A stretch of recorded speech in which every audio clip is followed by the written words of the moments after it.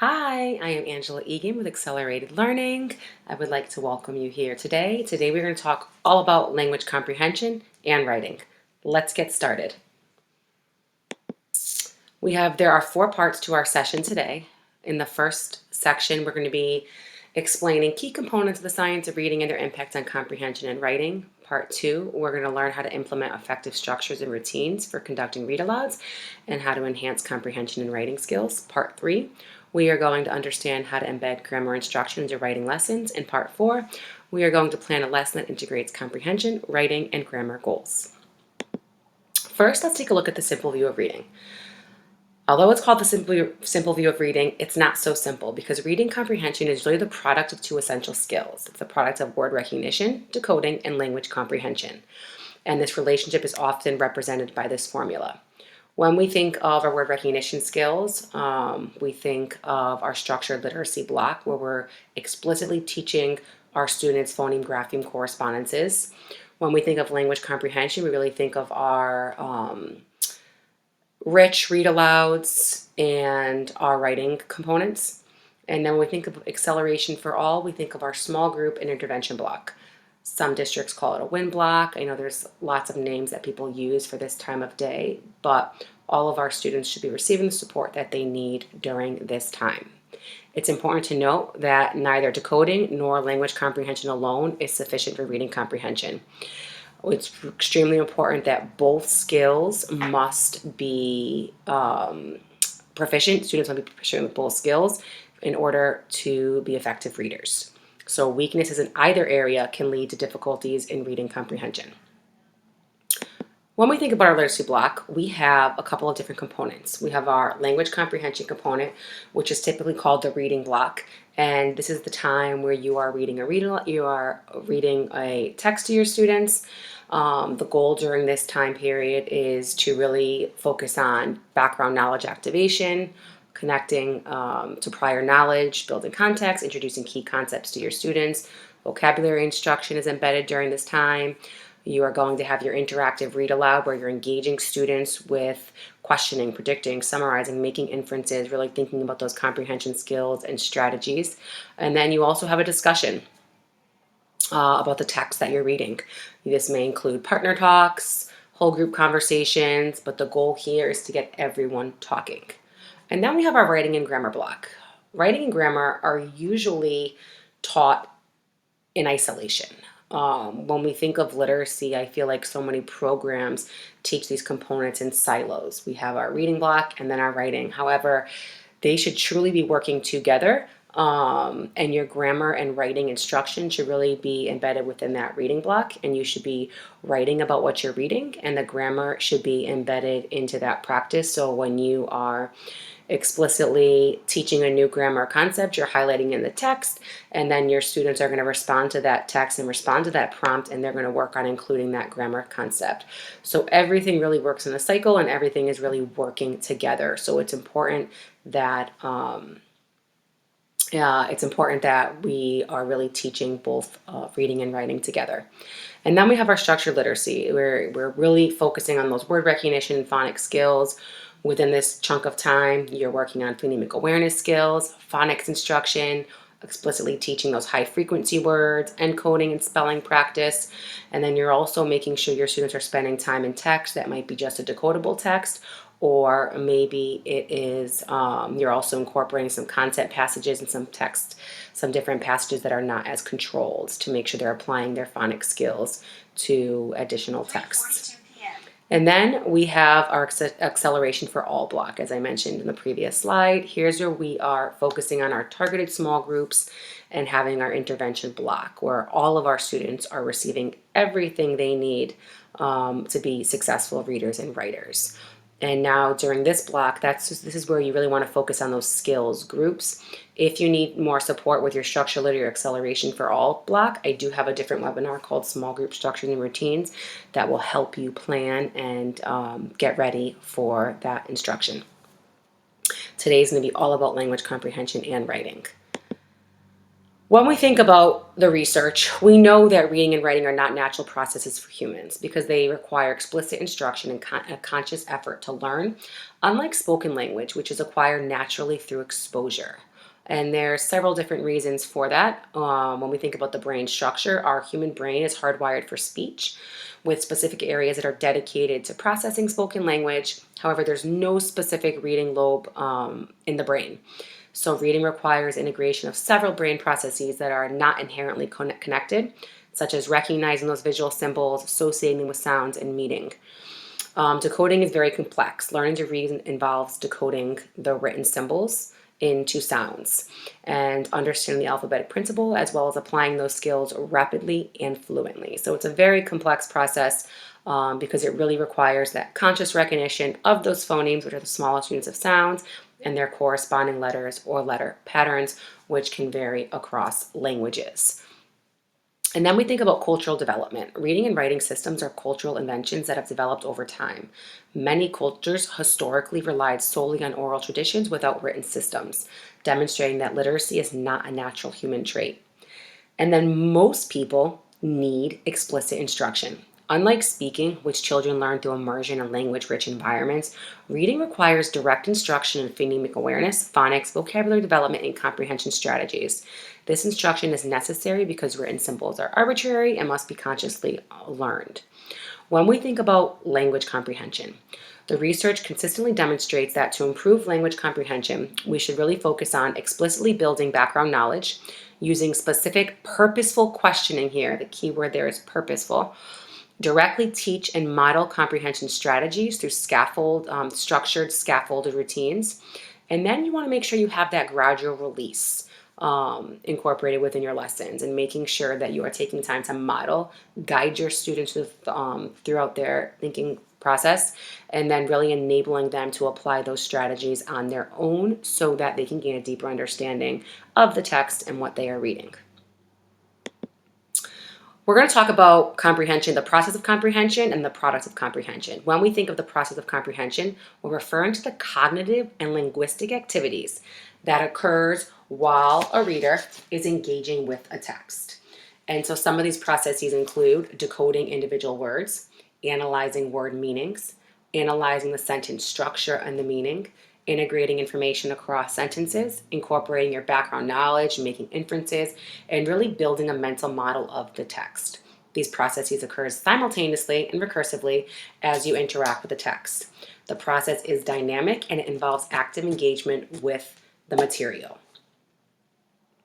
When we think of the process of the product of comprehension, we are referring to the outcome or the result of the comprehension process. It represents what the reader knows and understands after reading has occurred. And some of those products may include answering questions about the text, writing a summary, creating a graphic organizer like Tide or C-Space, analyzing character development, connecting new information to prior knowledge, or maybe you have them write, create, draw, retell, answer, or apply, which are some of those words, buzzwords that you hear when students are looking, or when you're looking for students to create a product. The product is typically what is assessed to measure or determine a reader's level of understanding of a text. Process versus product. The relationship between the process and the product. The process and the product of comprehension are closely linked. The quality of the product depends on the effectiveness of the comprehension processes. For example, if you have a reader who's really struggling to decode a text, and they're really struggling with the process of integrating information across sentences, their ability to summarize the main idea, a product, is going to be impaired. It's important that you understand the distinction. Understanding this distinction is crucial for effective reading instruction and assessment. While traditional approaches often focusing on measure and comprehension products, there's a growing recognition of the need that we have to support and develop the underlying processes that lead to successful comprehension. And the structures and routines that we are going to go over today are going to support your students to make and to help them better understand what they're reading so that they can really strengthen their comprehension skills. When students read, they construct a mental model of the meaning of the text in their minds. Now, mental models help readers to visualize and to navigate the information presented in a text, going beyond just the literal words on the page. by integrating context, relations between concepts, and personal experiences, thinking about making those personal connections.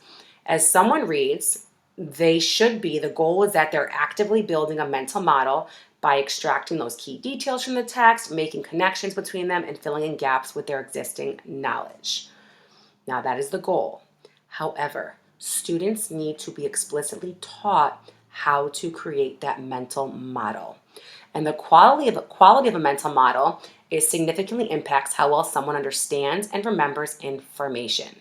And some of those factors that can affect them are background knowledge, text structure, and inference making. So it's really important that when we are supporting our students with building that mental model, we have to make sure that we are modeling, we are guiding them through the thought process, and that we are really helping them to visualize the important information in the text, because good comprehenders actively build strong mental models, because then when they're able to do that, they're able to recall the details, the important information. They're able to make those inferences, and they're able to then summarize a text. And so it's really important that as educators, we are supporting our students with the process of constructing a mental model. And as I mentioned, the activities and the structures and the routines that we go over today are going to be the routines that your students need to help them with building those mental models while they are reading. And then just some of the strategies that we're going to talk about in a little bit. We're going to encourage visualization. We can have students draw or create mental images of the text. We can use manipulatives, provide concrete objects to help your students remember the important story elements in a text.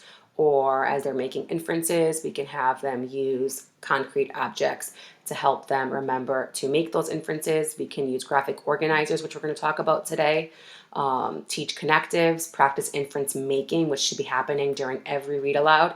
And then we also want to make sure we're monitoring comprehension. We have to teach our students to recognize when they don't understand something.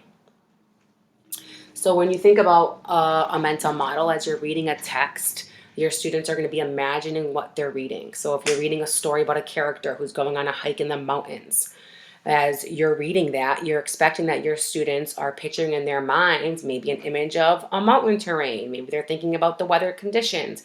Maybe they're thinking about what the character's doing or any potential challenges that they may face. That would be an example of creating a mental model. And all of the activities that we're talking about today are going to help you so that you can support your students throughout this process. Let's get ready for part 2.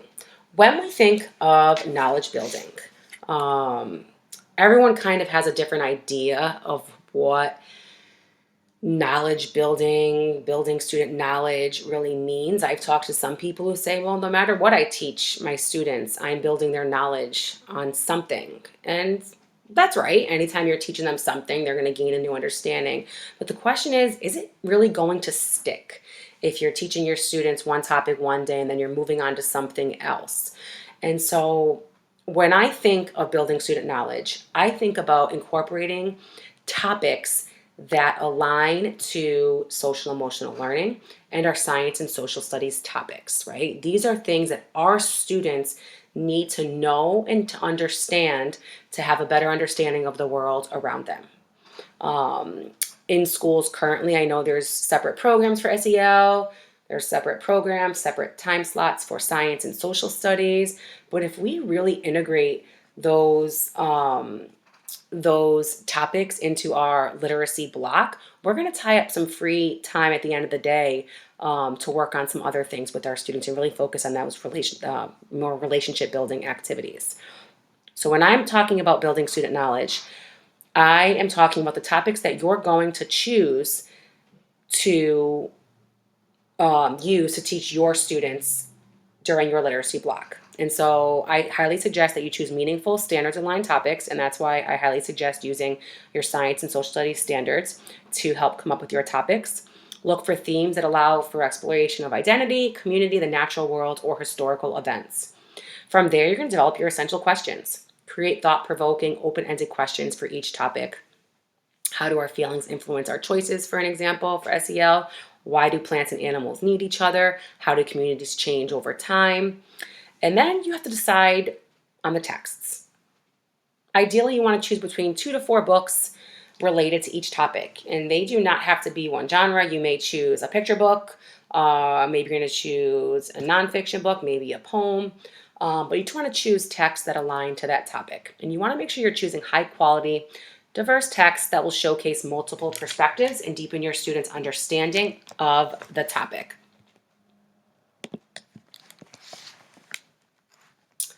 And then you want to think about, okay, how are my students going to respond to this text? Because remember, reading and writing go hand in hand. So you have to come up with a meaningful prompt for your students. And you're going to set the purpose for reading that text. And then as you're working through that text, when you're finished, you are going to respond to that text using that prompt. And then you want to synthesize your learning. After you've read several texts on the same topic to your students, you want to give them opportunities to write a narrative or an informative piece. Maybe they're going to write a diary entry from the perspective of a historical or fictional character. Maybe they're going to write a personal narrative. Maybe they're going to summarize their learning or do a writing project. But this is your time. Once you've explored topics and your students have spent time building their knowledge around a specific topic, then you can really focus on those writing styles and teach your students how to write a narrative or informative piece. And then remember, you just want to think about revisiting your big ideas through multiple texts and prompts. Facilitate discussion and reflection. Your kids should be talking during the reading and writing block. You want to use those essential questions and writing activities to connect the reading to the students' own lives. And then you're going to support your writing development. You're going to guide your students to synthesize their knowledge in narratives or informative pieces. Let's take a look at some structures and routines. Before reading is where you're really going to set your purpose. You are going to talk about the text structure. You are going to activate your students' background knowledge. You're going to identify some key vocabulary words, identify any challenging language that may be in the text, and your book may or may not have challenging language. You're going to model making predictions. This can happen at any point in the text, but you can start by looking at the cover of your text and then incorporate it into the during reading activities as well. During reading, you're going to read your text. You're going to identify some questions. You want to make sure you're asking explicit, inferential, and evaluative questions. And then you want to make sure you're taking time to practice imaging or visualizing to help your students create that mental model in their mind of what they're picturing while they are listening to that text. And then after reading, we make connections. We determine importance. We summarize the text. We synthesize our new learning. And then we identify the author's purpose. So we're going to go through all of these routines together. For before reading activities, as I mentioned earlier, first we have to plan. We have to figure out what text we're going to use. And so the text that I'm going to be sharing with you today is Emmanuel's Dream. You'll see I have some post-it notes around here, just some notes that I wrote as I was creating my lesson. And then I have to ask myself, how many days am I going to spend reading this text? Now, some texts, like Emmanuel's Dream, can be read from more than once for different purposes. Today, we're going to be really focusing on bravery, but this book can also be used to learn about perseverance and determination. It can be used to discuss overcoming challenges. It can be used to discuss inclusion and respect for people with disabilities. It can be used to talk about cultural and social lessons, learning about life in Ghana and different beliefs in the story. It can be used to build empathy and social emotional skills. So we can think about how Emmanuel feels and how people treat him in the story. So as you can see, we can read this text multiple times and have a different purpose for each reading. Reading the text multiple times helps the students to deepen their understanding and explore different themes and lessons each time.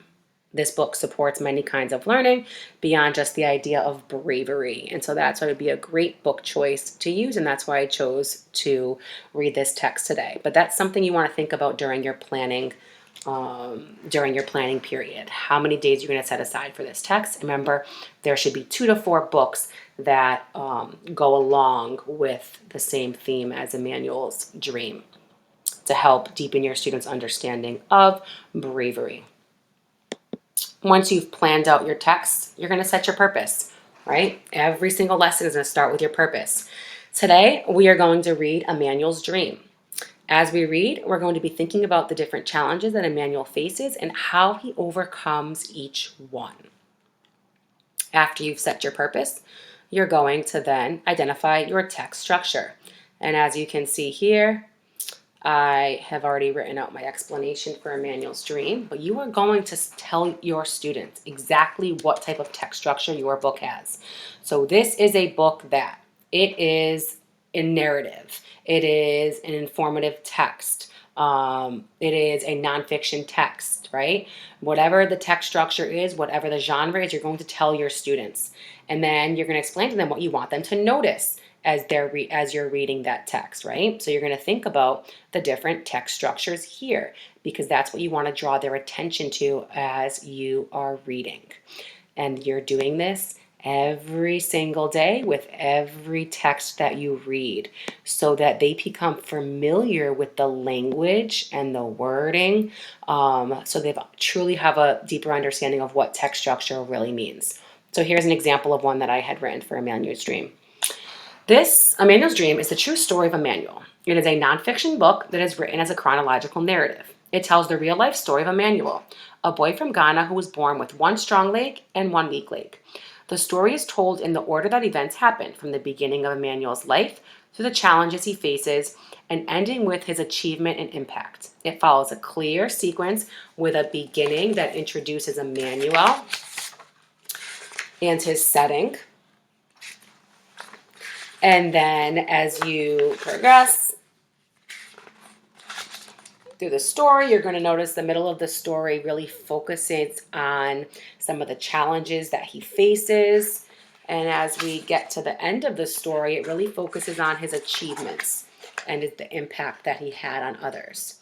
So it follows a clear sequence with a beginning that introduces him, a middle that describes the events and obstacles, and an ending that shows how the story is resolved. And it shares an important message.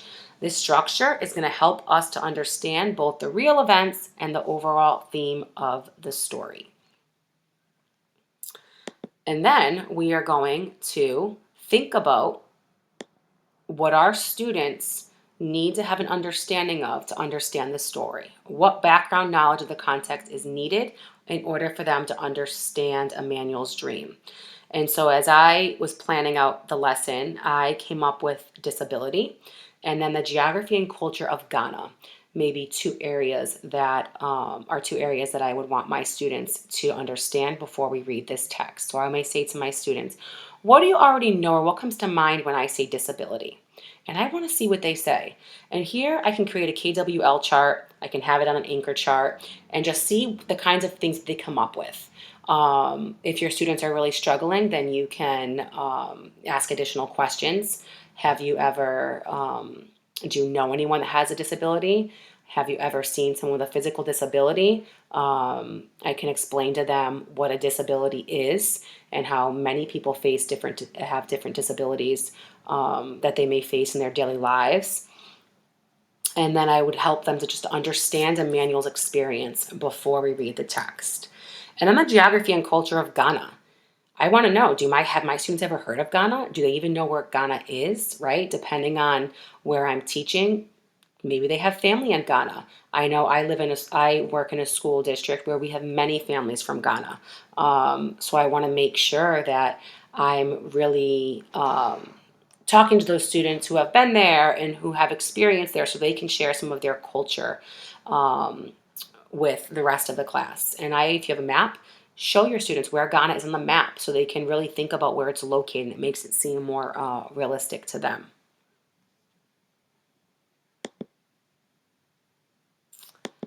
When we're thinking about vocabulary words, as you're looking through your text, you want to pick 1 to 2 vocabulary words a day. And as you're choosing a vocabulary word, you want to choose words that are going to help your students to better understand the purpose that we said earlier in the lesson. And so I chose the word disability for our vocabulary word today. So I chose my word, and now I'm gonna identify how many syllables are in the word, right? Disability. We're gonna model how to segment the sounds in each syllable to write the word. We're going to analyze the structure of the word and determine the part of speech based on structural analysis. So the word disability can also be broken into morphemes. So dis is a prefix meaning not or opposite of. Able is a root meaning capable of or having the ability. And then ity is a suffix that turns an adjective into a noun, right? So I'm breaking apart this word for my students so that they can see all of these different morphemes and how at the end of the day, disability means the state of not being able or the condition of lacking the ability.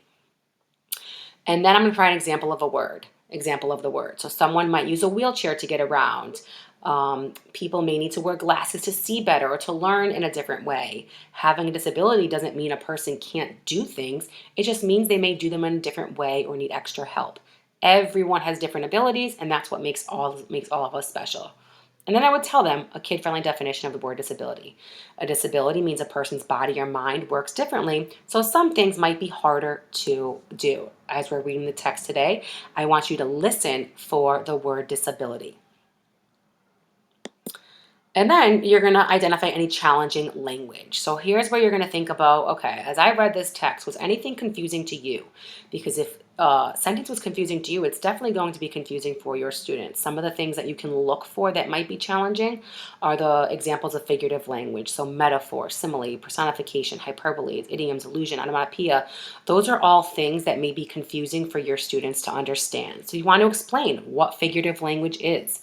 You want to model how to decipher the meaning of a sentence by discussing, its implications. You want to show the examples from the text to help your students better understand what they're reading. So, like I mentioned, some books have more examples of figurative language than others. So, as you're reading, you want to be thinking about if there's any languages or complex sentences that your students may have a difficult time understanding, and just highlight them right after you do your key vocabulary word. Draw your students' attention to that sentence so that so that as you read the text, they already have an understanding of what it means. And then we want to make sure we're making predictions. A prediction is an educated guess about what might happen next based on the information you already know. It's like making a guess about the future using clues from the text, pictures, or your background knowledge. So you're telling your students what a prediction is. Every single lesson, you're going to tell them, and then you're going to model how to use your visual cues, your background knowledge to predict what the text will be about. For example, when we watch sports, we often predict who will win based on what we see happening during the game, right? So start by looking at the cover first, right? And model. I predict, and you want to make sure you're using consistent language. So when as I look at this picture, I'm thinking about, I notice, it reminds me of, I'm wondering what might happen next, I predict. You want to have a consistent routine and consistent language when you are modeling making a prediction. And then you want to make sure you're providing opportunities for your students to make predictions. So first, you can guide them. What do you think might happen next? Be really strategic about the questions, the types of questions you ask your students. Every question should have a purpose, and it should be aligned with the purpose that you set earlier in the lesson as to why you're reading that text. And then you want to make sure you're providing opportunities for your students to make predictions on their own. As I mentioned, you can start before you're reading, modeling with the cover, and then as you progress through the text, you can guide your students to make a prediction with the class, and then you can have them work on making predictions on their own. Making a prediction would be a good time to have your students maybe turn and talk or do a think, pair, and share. So thinking about that, you can have your students work together when they're making predictions as you're reading the text. But those are all things that are happening before a reading. Now let's get into what happens while you're reading. Now, while you're reading, the goal is for our students to be active thinkers. I've taught, many different grade levels, and I know that during our read alouds, sometimes we have our friends who might start to wander, but the goal is to keep everybody engaged. Because if 100% of our students are not focused and are not listening, then they're not being active thinkers. And we know they're not going to understand the text. And that means that they're also going to have difficulty responding to the text and doing the writing prompt because they weren't able to focus during the read aloud portion. So when you're doing the read aloud, you want to think about getting the gist and determining the importance. And both of those activities work together. And when you get the gist, what that means is that as you read, you stop at key points to think about and say what the section is mostly about in a few words. So to start, you can practice getting the gist after every sentence if you're reading a short picture book. If you're reading a chapter book, you can practice getting the gist after each chapter or after a few pages if you're noticing that a chapter is too long. But the goal is to stop, to ask your students, who or what is this part about? Have them turn and talk. What is the most important thing happening? How can I say this in one sentence? And then stop and jot and take some notes down. I either write on a little sticky note or I write on a slideshow so that I can save those notes, because when we're getting the gist and using the gist strategy, all those post-it notes are going to help us when it's time to summarize. So we want to make sure that we are holding on to those post-it notes so we can use them for our summary.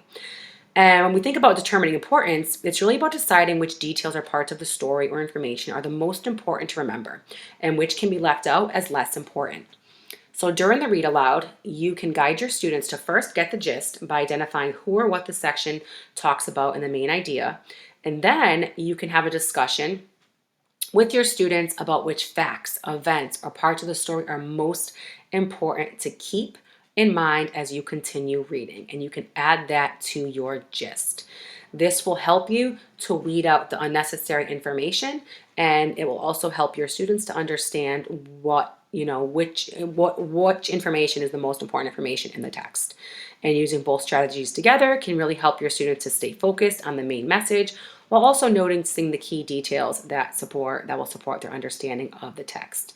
It also keeps them actively thinking instead of just passively listening. And that active thinking is going to improve their comprehension and their retention of the important information. During reading, you also want to make sure you're planning your questions. During your reading, you want to make sure you're stopping to periodically ask and answer questions. Now, our questions can be explicit or they can be implicit, which is going to require inference making, or they can be elaborative, which is going to require extended integrative thinking. You want to make sure you are incorporating a variety of question types during your read aloud, because you want to model your thought process. Once you have identified where you are going to stop and ask and answer questions, just put a little post-it note, right? Model your thought process. Model what you're thinking. Guide your students to practice asking and answering questions, right? Plan where your turn and talks are going to be. You want to keep your students engaged. So plan a turn and talk. Plan a think, pair, share, right? Aim to have one turn and talk, one think, pair, share throughout the text so that your students are going to have opportunities to have a discussion with their peers. When you're doing a turn and talk, you may have partners or you just may have students randomly turn and talk to somebody next to them, but the goal is for them to think about their answers and then turn to their partners and discuss their answers and then share out. And you want to make sure you're rotating and you're listening into all of your students during this time. And then a think, pair, share is where after reading, you ask students to think about a question, you have them pair up to discuss their thoughts, and then they can share their insights with the larger group. When you're asking and answering a question, what is something you want to know more about? When we want to learn more, we ask questions. As you reread the text, write a question mark next to the part where you form a question while reading. And you can model that. As you're reading, if you have a question about something, model putting a question mark on your paper.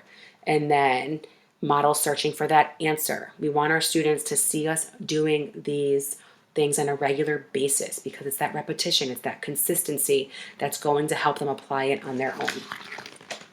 And then prior to reading the story, I just planned out different types of questions that would go along with this text. When we talk about imaging and visualizing, imaging is when we're using our senses to create a picture in our minds of what is happening in the text. It's where we turn, words into movies. And I always tell my students, close your eyes. Ready? Pretend you're watching a movie. Play this movie in your mind. I want you to picture what I'm describing, and then I want you to explain, what you see, what you notice. And so you want to guide them through this process.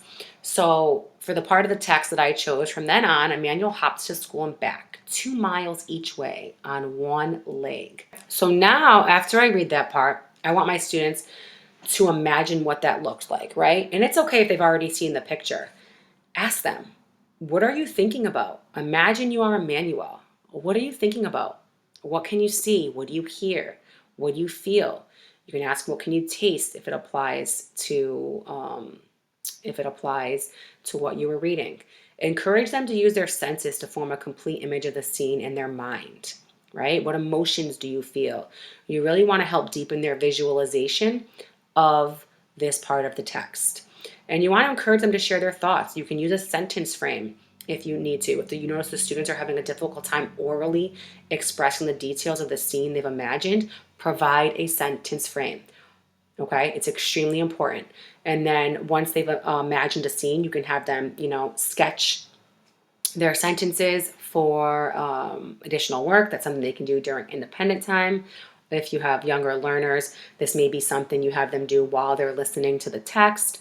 But you want to make sure that if your students cannot orally express their thoughts, you are providing sentence stems for them to help them create a complete thought.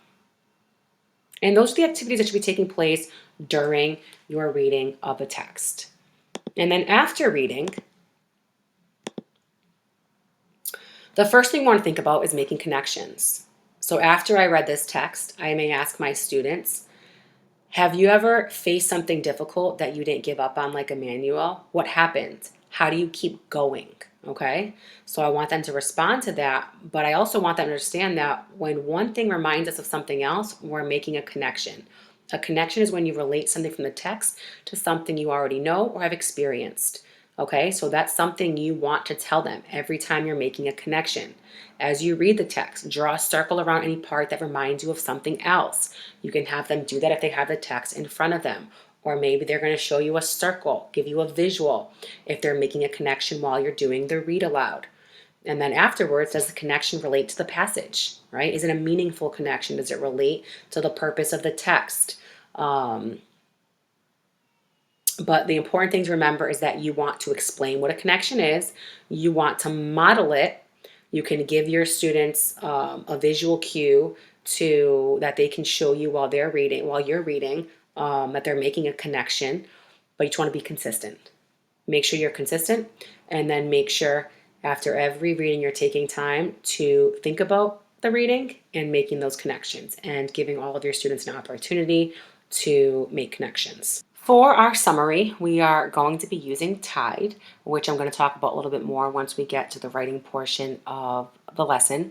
It's extremely important that we save those post-it notes from when we were getting the gist of the text, because that's going to help us to write our summary, right? Since the gist is a short statement of the main idea or what each part of the text is mostly about, we can put those gists together to give us a clear picture of the whole story or passage. And then we can, combine those gists from different sections. The students can work together to organize those important ideas and write a summary that includes the most important points without any extra details. It's going to make it easier to create a short and accurate summary that shows their understanding of the text. And then I also just included here a summary that I included, that I wrote for Emmanuel's dream. But you want to make sure you're spending ample opportunities, and you have several opportunities where you are writing the summary with your students. As you can see here, I have a paragraph frame. It's important that you are providing scaffolds for your students who are unable to write their own summary. So you want to make sure that you give them practice using this paragraph frame, and then eventually you can have them start to incorporate that language into their own summary as you start to layer back on some of your supports. Synthesize means to combine what we already know with what we've learned from the text to form a deeper understanding. When we synthesize a passage, we're blending our prior knowledge with the new information to create a complete picture of the topic. For example, here I am synthesizing some information from Emmanuel's dream. When I combine the information from Emmanuel's dream and what I know about overcoming challenges, I understand that believing in yourself and not giving up can help you to do amazing things, even when it's hard. Emmanuel's story shows us that if you keep trying and if you think in new ways, you can reach your goals and inspire others. This is really important because it reminds us that challenges don't have to stop us. We can be brave, work hard, and make a difference in the world. And now, as I mentioned earlier, you ideally want to choose 2 to 4 texts that are aligned to your purpose. And so I just have a few listed here. Jabari Jumps, Mirat on the High Wire, and Amazing Grace are some books that would go along well with this topic. And after you read those texts, you may have your students synthesize the information from all of those texts. And you want to make sure you're providing a sentence frame once again for your students.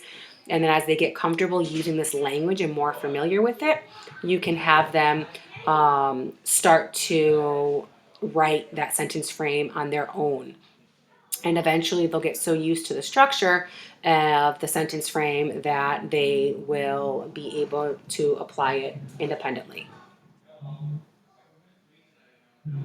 And then for author's purpose. For author's purpose, we want to make sure after we read each text that we're taking time to think about why the author wrote the text. And some of the things that we want to think about are the tone, the language, and different writing techniques. We want to make sure we're paying attention to word choice, connotations, and thinking about the overall messages being conveyed. When you're determining the type of writing, you want to think about whether or not it's an expository, is it a persuasive writing, is it descriptive, is it a narrative? And use that PI acronym to help your students to decide whether the author is trying to persuade them, inform them, or entertain them. And now, here's just a little sentence frame that can help you. The author wrote this text to inform me about. The author wrote this text to entertain me with. The author wrote this text to persuade me to. And sometimes, guess what? Sometimes the author is going to write a text for multiple purposes. And that's why it's okay to read a text more than once, because as you reread a text, your students are going to gain a deeper understanding of that text. So the author's purpose of Emmanuel's dream is mostly to inspire and persuade readers to believe in themselves and not give up, even when things are hard. The story also shares real facts about Emmanuel's life, so it informs too, but the main goal is to encourage kids to be brave and determined. And then that wraps up our reading block. That's a lot of information. Now, once you get used to those structures and routines and to incorporating all of those skills and strategies within your lesson, it's going to come natural to you. Like anything, it's going to take time. It's a process. So my first suggestion is that you start with this reading section, and then as you get more comfortable with the structures and routines, then you slowly start to layer in our next section, which is going to be on grammar and writing. What is grammar? Grammar is extremely important. It's a system of rules in a language that guides how words are combined to form phrases and sentences. I know that grammar does not get the attention that it needs or deserves in many classrooms. When we think of grammar, we're thinking of word order, we're thinking of sentence structure, we're thinking of punctuation, we're thinking of verb tenses. There is a lot that goes along with grammar. Good grammar is important because it helps make communication clear, and it ensures that everyone understands the intended meaning. Now, if you are sending home worksheet after worksheet with grammar concepts, please stop. If you are having your students fill out several worksheets during the day with different grammar concepts or filling in blanks, please stop, because I know my own children get lots of grammar papers. And I can tell you right now, if that's the only way you're teaching grammar, your students are not going to be able to apply it in their writing. So if you are sending lots of worksheets home, that's okay. Know better, do better. And after getting through this section, I think you'll have a better understanding of how to incorporate grammar concepts into your writing in a meaningful way. Students should have regular opportunities to practice applying grammar concepts after they've been explicitly taught. The grammar instruction should not be limited to a single unit or a short time frame. It should be woven throughout the entire school year. Some programs teach grammar for 25 days, and then it's like, poof, be gone. Our students are not going to remember that information if we are not practicing it consistently throughout the entire school year. While some grammar concepts may be introduced over a few days or up to a week, it's important to revisit and reinforce these skills regularly.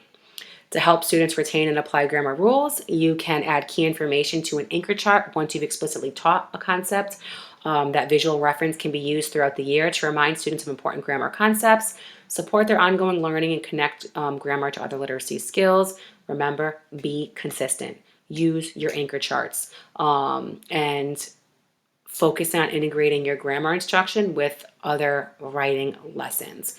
It's going to help your students to deepen their understanding and become more proficient writers and speakers. If you're not sure where to start with grammar, I got you. Don't you worry. On my website, there is a grammar scope and sequence for grades kindergarten through 5th grade, and they all come with digital slides. So if you access the free resources, you will get access to digital slides and a grammar scope and sequence. Here's an example of the 2nd grade scope and sequence. Now, when we are teaching grammar, we want to be explicit, right? I do, we do, and you do. And we're using our read aloud to help us teach this concept. So you want your students to actively listen for the grammatical component as you share a well-written sentence from your text. So for example, we're going to be getting into talking about some conjunctions. I already have that planned for our lesson. Students are going to provide an oral or written response to the writing prompt, and then we're going to highlight specific work. And then we're going to get into that, go a little deeper with that information in a few more slides. But first, let's think about the writing cycle. When we think about the writing cycle, we're thinking about POW or power. Many of the younger grades use POW. Grades 2 through and up really focus on power. You're thinking of picking your idea. You're deciding what you want to write about by thinking about the prompt and brainstorming ideas. You're organizing your notes. You're writing and saying more if you're stopping at POW. And then for power, the E is for edit and the R is for revise. Now, power, when we think about that writing cycle, we're really thinking about it as a gradual process, right? And a gradual release, because we are doing this with our students. We have to be very explicit. We have to model for them, and we have to make sure that we're giving them ample opportunities to work through this writing cycle. And eventually, we want our students to be able to work through that cycle independently.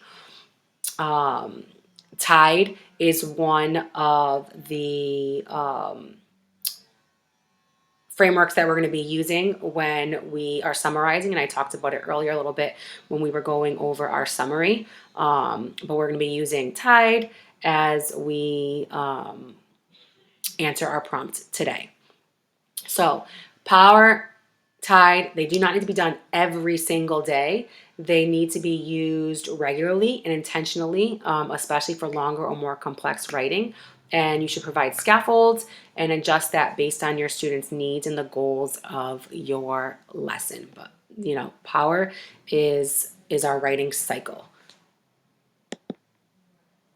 Another component of writing you want to think about is self-regulated strategy development. So I know personally, as I've walked through classrooms as a coach, I see students with heads on their desks during writing. I see students writing one sentence for a response. We have students scoring 3 and 4 on SBAC, and they have a difficult time writing a full paragraph. Part of that is because many students have a difficult time focusing, staying on task, having that stamina to work through a prompt or read through a long passage. So self-regulated strategy development really supports and helps your students. It equips them with the skills, with the tools, with the mindsets that they need to build their self-regulation. And they do that through self-statements, self-encouragement, self-reinforcement, goal setting. Self-regulated strategy development is really an instructional approach. It's mainly used for teaching writing that helps students learn both effective academic strategies and self-regulation skills.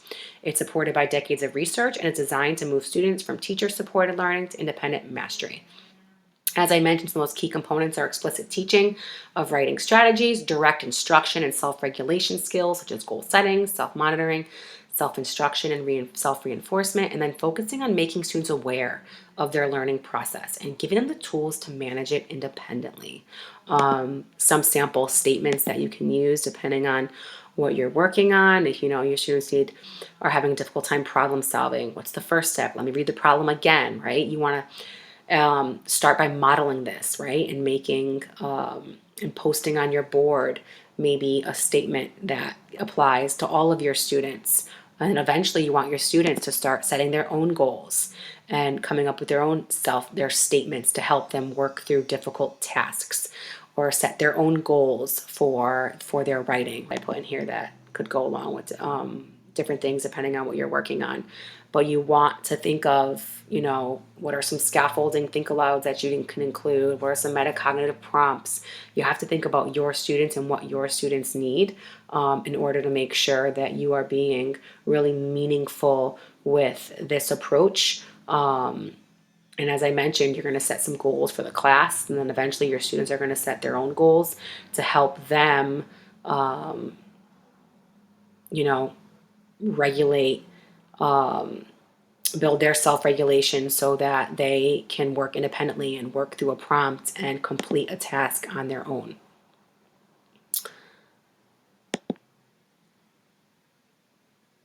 All right, let's get into the writing portion of our lesson where we have to first create a question or a prompt. So I came up with explain how Emmanuel is brave. And that's the prompt that we're going to be starting with today. And next, we start with the prepare part, the P in the power, do what, right? Here's where our students have to look at that prompt and they have to figure out, what is this asking us to do, right? We're going to work through this with them. What do we have to do? Well, we have to explain. What do we have to explain? How is Emmanuel brave? And your students are going to get used to doing this every single time you provide a prompt. So they have to think about exactly what they have to do and what the task is asking them to do. And then for a scaffold, if you need to, you can create a simple topic sentence. He shows bravery. And then you have to think about picking ideas, generating, collecting, and then we have to organize our ideas, organize and arrange. So when you're picking ideas, we have to think about, I already gave my students the prompt, right? Explain how Emmanuel is brave. And then we have to think about brainstorm some possible ideas. How is Emmanuel brave, right? I want to see what my students come up with. And I would jot down some of the different ideas that they come up with. And then if your students are really struggling with coming up with ideas, then you want to ask guiding questions. What brave things did Emmanuel do? When did he keep going despite challenges? How did he show courage in his actions or words? And then you want to get specific evidence from the story, right? Quote or describe key events, the bike ride, refusal to beg, and you want to note reasons why these actions are brave, right? So this is still part of that planning process. And then some of the self-regulation prompts maybe, does my idea answer the question clearly? Can I find details to support this idea, right? So thinking about those self-regulation prompts that we want to include. And then we're going to choose 1 or 2 main ideas to focus on. So after we took time to stop, to think about the prompt, to brainstorm ideas, now I want to pick 1 or 2 ideas. So I came up with, he rode his bike across Ghana, and he refused to beg despite the pressure. And they have to choose our graphic organizer. Now there's tide, there's tree, which we didn't really get into today, and there's also sea space, which we didn't get into today. For this lesson, we're actually going to use tide. And then I'm going to show you the graphic organizer in a second, but first I'm just going to go through these steps with you. Then we have to arrange our ideas logically. What's the strongest or most important idea, right? And then I have to add supporting details to that. So I think his bike ride, the fact that he pedaled 400 miles on one leg is really the strongest or most important idea. And then I have to add my details. Well, he did it in 10 days. He wanted to change how people think about disabilities. He showed physical and mental bravery. And then, does my organization make it easy to understand why Emmanuel is brave? Are my details connected to my main idea? After you have worked through your picking your ideas, you've organized your ideas, and then you want to make sure you're taking time to self-check. So that was a quick overview, but now I'm going to show you how we get to that point.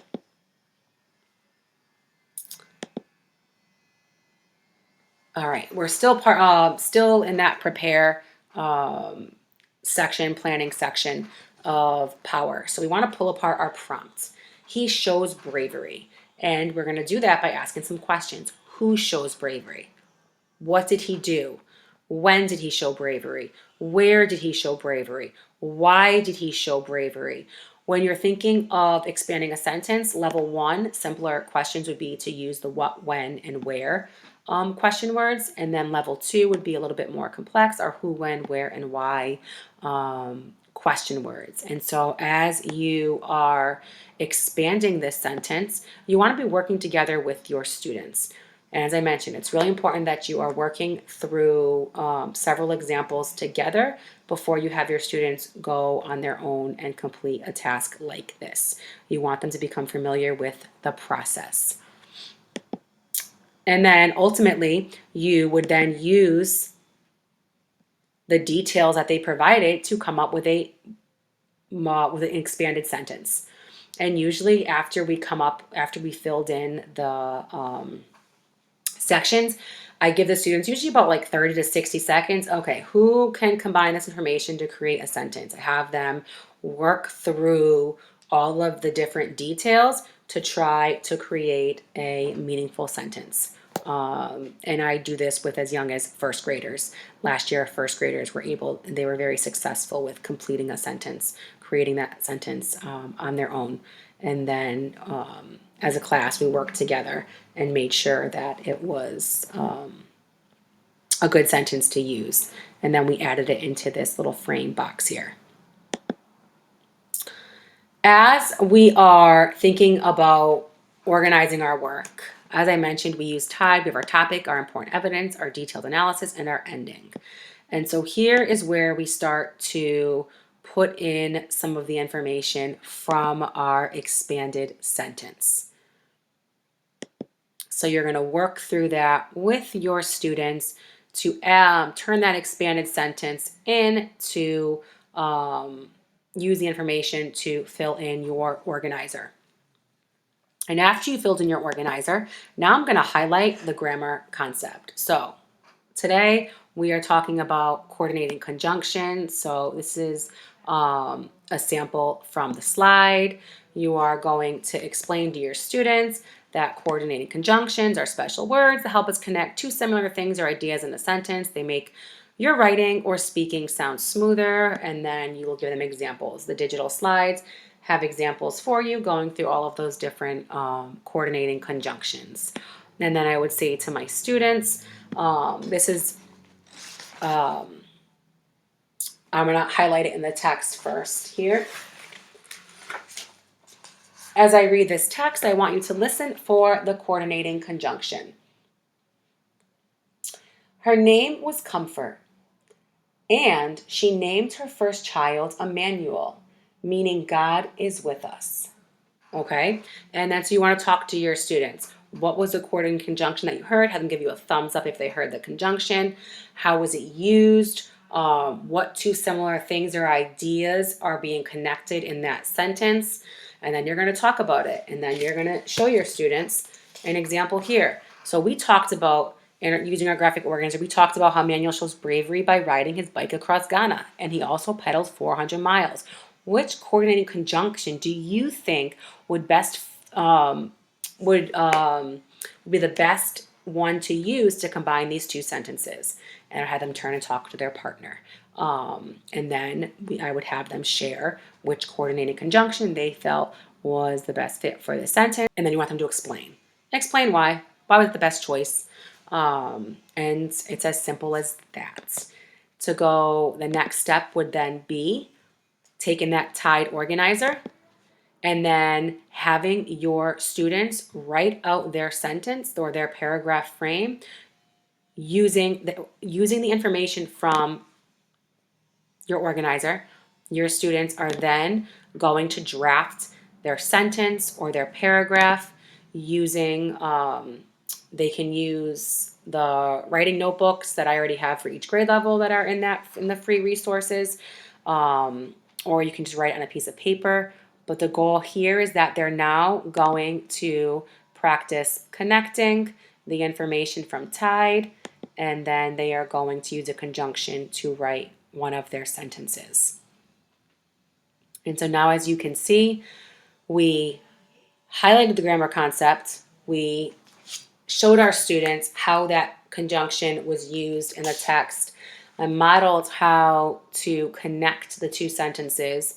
We did an example together, and now they're going to practice using a coordinating conjunction in their writing as they draft their sentence using the information from the Tide organizer. It's a lot. And don't be overwhelmed because it takes time. This is not something your students are going to get overnight. You have to be consistent with your structures and your routines. It's going to take time for you to get used to it, but once you follow these structures and routines, it's going to be very easy for your students to start to apply these concepts and these skills in their own work. And then the next step, after you've had enough ample opportunities working through the POW cycle or the power cycle, the last two stages are edit and revise. And here's where you can think about having your students add text features, revise their word choice, use synonyms, mix up their sentence structure, add or substitute. But think before deleting. You want them to add rich, substantive ideas before doing small changes. All right, here's where they can start to really edit and revise their work, but you have to be meaningful with this section as well. And you have to be purposeful. How are they revising? Why are they revising? Like, it needs to be explicit as well. And then you have the graphic organizer. This is something that's used in, think SRSD. They use the rocket ship scoring. When you finish our writing, you want to make sure that you take time to analyze writing, right? You spent a lot of time creating a product. So you want to now think about the scoring chart and how did I do, right? Show the visual levels. They have a launch pad, a mid-flight, a rocket ship, or blast off. You can read a sample student sentence or paragraph. The launch pad would be basic, needs more ideas, missing capitals or periods. Mid-flight has some detail, some correct grammar, but could be stronger. Rocket ship or blast off is clear, detailed, correct grammar, and interesting. And then you want to model how to use the rocket ship scoring. And then why did you score it that way? Explain it to your students so that they understand the why. You want them to understand how to use a scoring chart or a scoring guide so that they can then use that information to then further improve their own writing. And then set a goal, right? Show them a list of possible goals. Adding more details, you describing words, fix capitals and periods, use a stronger verb, combine two sentences. Think about the grammar concepts that you've explicitly taught. Those should be part of your goals. If you have taught them coordinated conjunctions, the goal was, well, I'm going to add a coordinating conjunction to my paragraph, right? So then they're constantly getting that practice with previously learned skills. And then you can ask your students guiding questions to see what they think they need to work on. But just be really explicit. Explain the scores. Ask them, what did they do well? Take time to truly understand what they did and why they did, because that's part of that relationship building process. And if your students trust you and they feel like you really value their work, they're going to want to do better. And they're going to want to continue to revise and edit their work because they know you're proud of it and they're proud of it as well. And then just remember, you can do collaborative revisions, you can do peer revision. There's lots of things you can do once you get to this point. It takes time, and you want to make sure that you feel really comfortable with the POW process first before you dive into the edit and the revising. because you want to make sure it's meaningful and you want to make sure it's purposeful for your students. And then always celebrate your progress, right? You want to make sure you are taking the time to really make your students feel proud of the work that they've been doing, because it's hard work to have to create a product, and they should be rewarded for working hard. And then another step that you can do as part of the edit and the revising process is you can highlight. You can highlight the topic introduction. You can highlight the important evidence using yellow, or use orange for the detailed examination, or red for the ending, to show why a piece of work is an exemplar, and to show how it includes not only all the important components of type, but it also includes the grammar concept, right? So this helps your students to understand what they need to do and what their writing should look like the next time they produce a writing product. So always take time to celebrate, to show exemplars, to review the work with your students, and just celebrate your success. And the last thing you want to do is you want to wrap it all up. Today we learned. What did we learn about today? Today we learned how Emmanuel overcame challenges by working hard and never giving up. And this story reminds us that we can do the same when things get tough. Now, after you've taken time to read Emmanuel's Dream, you can choose to do a writing style module, or after you do the unit and they've read about different people who have been brave or showed bravery, you can do a writing style module. Maybe you have them write a letter, and simply can explain how to get involved in a community service project. Maybe create a book about the history and development of their community, or maybe they can create a book about people who showed bravery, or create an ad for a new local community center. There's lots of different things that you can do, but first you have to build your students' knowledge before you can get them to this point. And once you get them to this point, you're going to explicitly teach them how to write these pieces. They're not going to go off and do it on their own. Part of the free resources, there are different writing style lesson plans that go along with all of these as well, to help you once you get to the end of a unit. That was a lot of information. I hope you found all that information helpful. The next step for you is to choose a text. Identify your purpose for reading. Intentionally plan your think alouds. Create your prompt. Identify a grammar skill that you're going to use. Plan those sentence stems and exemplars. And then you can pop it in to this little organizer here. Just quickly jot down your notes to help you with your next read aloud. I just want you to remember a few different things here. I know it was a lot of information. I know it may be different from how you're used to teaching reading, but just like with structured literacy, we have to make sure that we are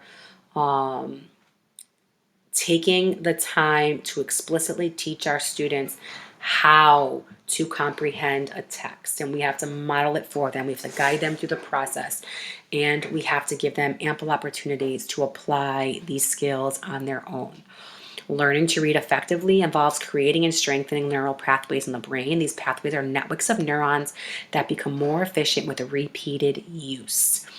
And so that's why it's important to follow the same structures and routines on a regular basis, because when a student practices reading regularly, they're reinforcing these pathways, which makes the reading processes more automatic and less effortful over time.